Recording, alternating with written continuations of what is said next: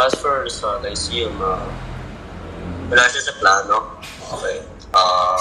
Wala rin pong yung I exit yung JRU, wala pong any outside offers pro or sa collegiate.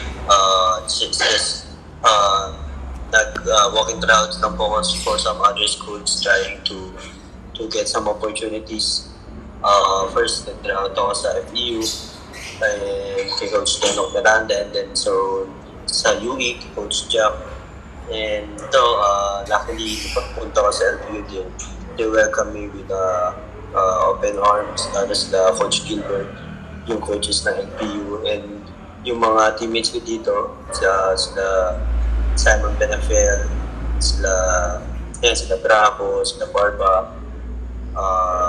so my other teammates, halos lahat sila, pros ko na sila for ilang months pa na ako dito, some would say, 4 months or 3 months nandito ako. Sobrang naka-adapt na ako sa culture nila and system, and hopefully mag-tuloy yung chemistry ng bawat isa.